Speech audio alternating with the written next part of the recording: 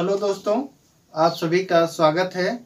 आज हम लोग इस्लाम धर्म के उदय के बारे में अध्ययन करेंगे कि इस्लाम का उदय कहाँ हुआ, इसके संस्थापक कौन हैं, फिर हिजरी संवत और पवित्र खिलाफत पर चर्चा करेंगे। लेकिन उससे पहले हम लोग देखें कि जो इस्लाम धर्म के संस्थापक हैं पैगंबर मोहम्मद साहब, इस्लाम धर्म के संस्थापक हैं पैगंबर मोहम्मद साहब। तो इनका जीवन परिचय जानते हैं, यानी इनका जन्म कब हुआ, इन्हें ज्ञान कब प्राप्त हुआ और कब इन्होंने अपना धर्म प्रचार आरंभ किया। तो जो मोहम्मद साहब हैं, और उससे पहले हम लोग देखते हैं कि ये इस्लाम धर्म का जो उदय हुआ वो अरब प्रायद्वीप में हुआ, यानी अरब कॉन्टिनेंट में हुआ। तो जिस समय इस्लाम का उदय हुआ उस समय अरब की सामाजिक और धार्मिक स्थिति कैसी है, इस पे थोड़ा सा हम लोग ध्यान दें तो देखेंगे कि जो अरब प्रायद्वीप है उस समय, यानी 7वीं शताब्दी में, 6ठी और 7वीं शताब्दी में, वो जहालिया युग से गुजर रहा था। जहालिया यानी अंधकार युग से गुजर रहा था। यहाँ का जो समाज था उसमें ढेर सारी धार्मिक और सामाजिक कुरीतियां व्याप्त थीं और एक कबीलाई समाज था, घुमक्कड़ प्रवृत्ति के लोग थे। तो ऐसे में ये समाज एक तरह से अंधकार युग में गुजर रहा था। तो उन्हीं परिस्थितियों में पैगंबर मोहम्मद साहब का जन्म हुआ और उन्होंने उस समाज को परिवर्तन करने के लिए जिन सिद्धांतों और जिन विचारधाराओं का प्रचार प्रसार किया उसी को हम इस्लाम धर्म के नाम से जानते हैं। तो हम लोग देखते हैं कि ये जो अरब शब्द है ये जाति न होकर के, ये जो अरब शब्द है ये एक भाषाई पद है, यानी ये भाषाई पद है जिसका अर्थ होता है सुंदर या ललित कथन। सुंदर या ललित कथन, ये जाति नहीं है, एक भाषाई शब्द है अरब। अब देखते हैं हम लोग कि जो पैगंबर मोहम्मद साहब हैं अरब के क्षेत्रों में जिस धर्म की स्थापना किए, उनका जन्म कब हुआ। अब जो पैगंबर मोहम्मद साहब हैं इनका जन्म 570 ईस्वी में हुआ और 570 ईस्वी में मक्का में हुआ, यानी 570 ईस्वी में पैगंबर मोहम्मद का जन्म मक्का में हुआ। और मक्का के कुरैश कबीले के सदस्य थे, यानी कुरैश कबीले में एक बानु वंश था और उसी वंश में इनका जन्म हुआ। और जब जन्म हुआ तो इनका लालन पालन इनके चाचा ने किया। अब जब ये इनका लालन पालन इनके चाचा ने किया, जब वो ये बड़े हो गए यानी 25 साल की उम्र में पहुंचे, तो इनके चाचा ने इनका जो है इनको रोजगार के क्षेत्र में लगाने का प्रयास किया और एक खादीजा नामक विधवा व्यापारी के वहां ये नौकरी करने लगे। यानी पैगंबर मोहम्मद साहब 25 वर्ष की अवस्था में खादीजा नामक एक विधवा व्यापारी थी, उसकी सेवा में लग गए। और जब लग गए तो उसकी जो व्यापार की गतिविधियां थी, बिजनेस था, उसका देखभाल करने लगी।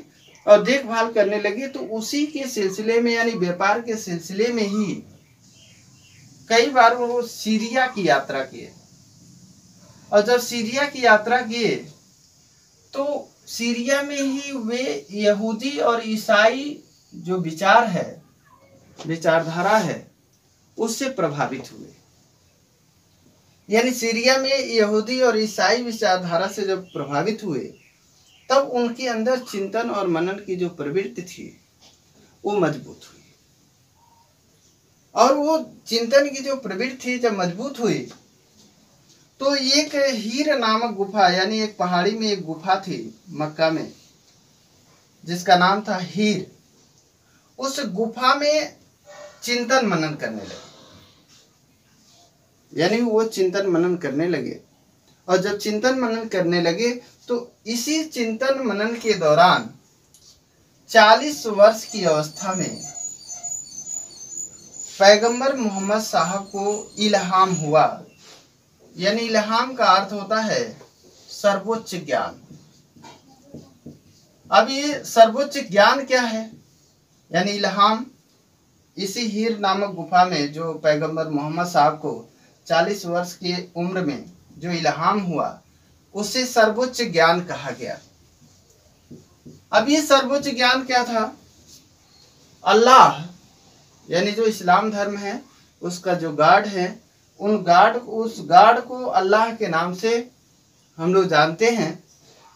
तो जब ये चिंतन मनन की अवस्था में थे तो अल्लाह के फरिश्ते यानी दूत, ईश्वर का जो गार्ड है इस्लाम धर्म का, उनके दूत जिब्रिल ने पैगंबर मोहम्मद साहब तक अल्लाह के संदेश को पहुंचाया। और जो संदेश पहुंचाया उसी संदेश को हम इल्हाम के नाम से जानते हैं, यानी सर्वोच्च ज्ञान के नाम से जानते हैं। अब देखिए कि जब सर्वोच्च ज्ञान हो गया तो उसी सर्वोच्च ज्ञान को, यानी जो इल्हाम हो गया या जो ईश्वर का जो संदेश था, उस संदेश में पैगंबर मोहम्मद साहब ने उस संदेश को लिपिबद्ध करने का काम किया, यानी संकलित किया। और जब संकलित किया तो उसका नाम कुरान पड़ा। यानी जो कुरान है, अल्लाह से प्राप्त पैगंबर मोहम्मद साहब को जो संदेश था उसी का संकलन है। तो हमने देखा कि पैगंबर मोहम्मद साहब का जन्म 570 ईस्वी में मक्का में हुआ और फिर वो उनका जो है उनको इल्हाम यानी ज्ञान, सर्वोच्च ज्ञान हीर नामक गुफा में हुआ। तो यहाँ से एक थोड़ा सा सवाल क्वेश्चन एराइज होते हैं। और फिर कुरान क्या है कि अल्लाह के संदेशों का संकलन। अब देखें कि ठीक है, इनको ज्ञान हो गया, इल्हाम हो गया, तो अब ये जो अरब समाज है वहाँ की जो सामाजिक और धार्मिक जो स्थिति है उसमें परिवर्तन करने के लिए जिन सिद्धांतों का सहारा लिए, जिन विचारधाराओं का सहारा लिए या स्थापित करने का प्रयास किए, उसी को हम लोग इस्लाम के नाम से जानते हैं। तो अगर इल्हाम हो गया तो फिर वो अपने विचारधारा का प्रसार करेंगे। यानी अल्लाह से जो उनको संदेश प्राप्त हुआ था उसी संदेश के आधार पर अरब समुदाय के सामाजिक और धार्मिक स्थिति को परिवर्तित करने का जो प्रयास किए, उसी को हम लोग धर्म प्रचार के नाम से जानते हैं। तो पैगंबर मोहम्मद साहब को ज्ञान हो गया और ज्ञान हो जाएगा तो फिर वो अपने विचारों का प्रचार और प्रसार करेंगे, यानी जो धर्म है, ज्ञान है, उसका प्रचार प्रसार करेंगे।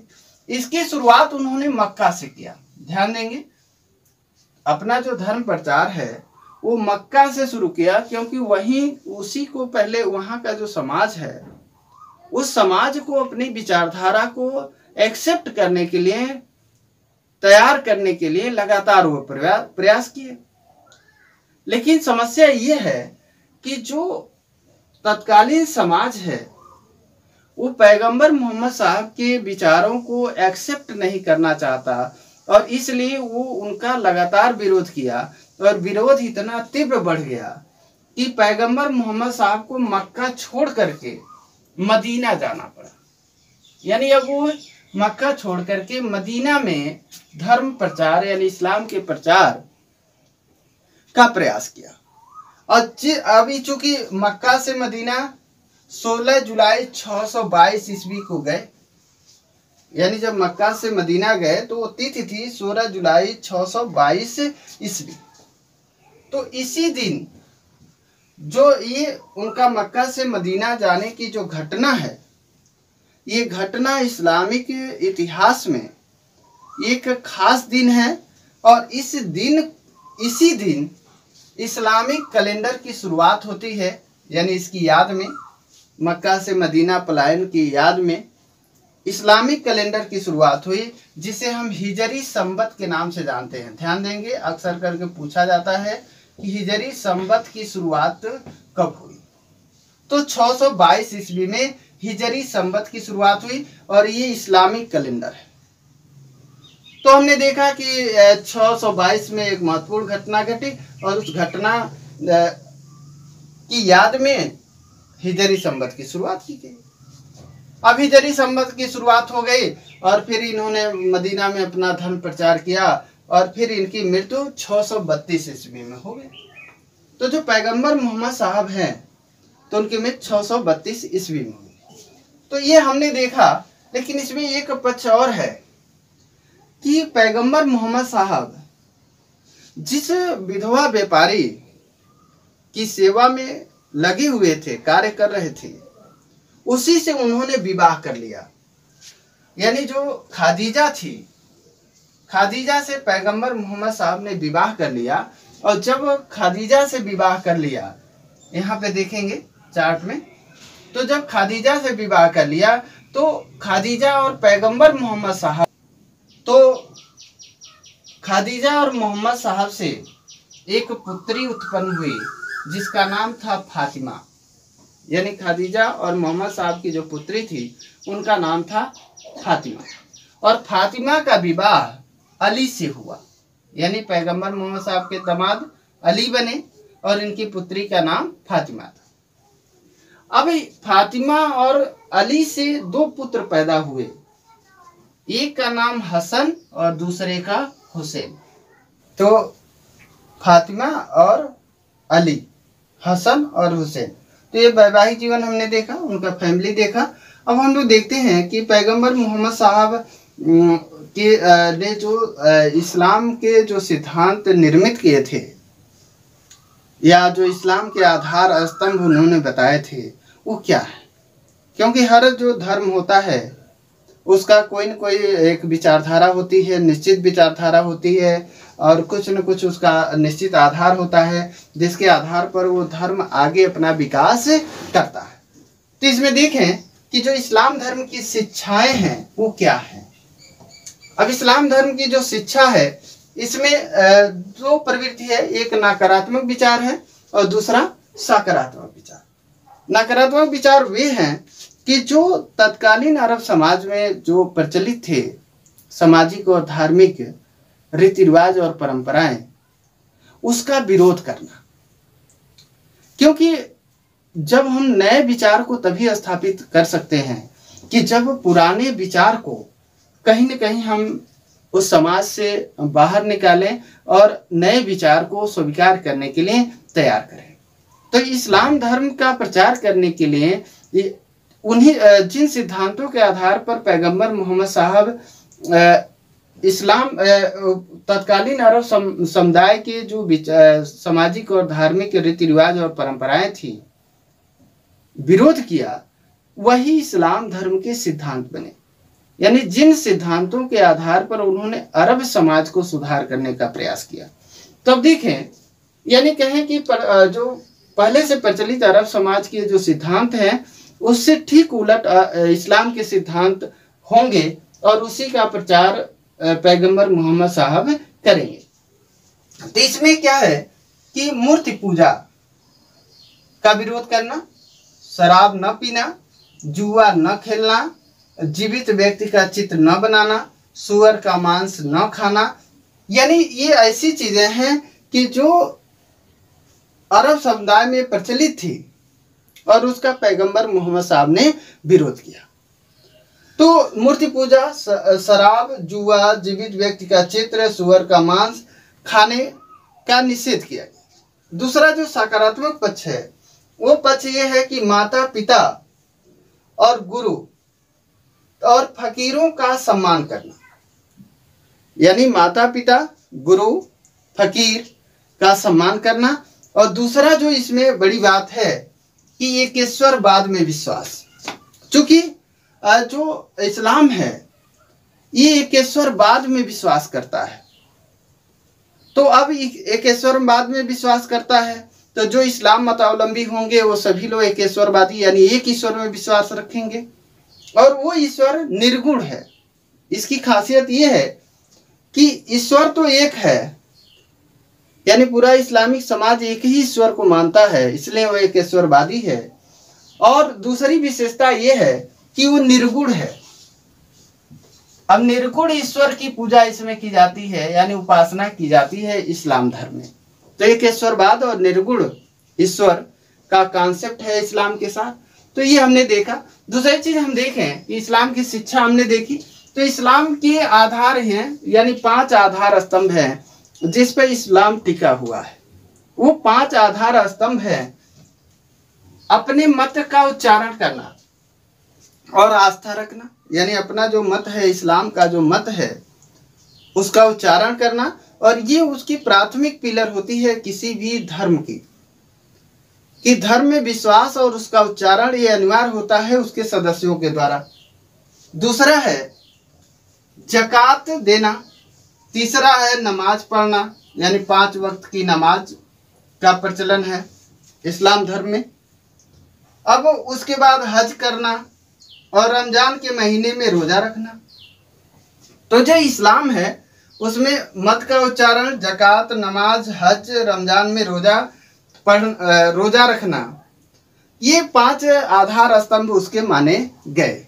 अब हम देखें कि ठीक है, पैगंबर मोहम्मद साहब की मृत्यु 632 में हो गई, तो इस्लाम आगे कैसे बढ़ता है और फिर इस्लाम का नेतृत्व कौन लोग करेंगे।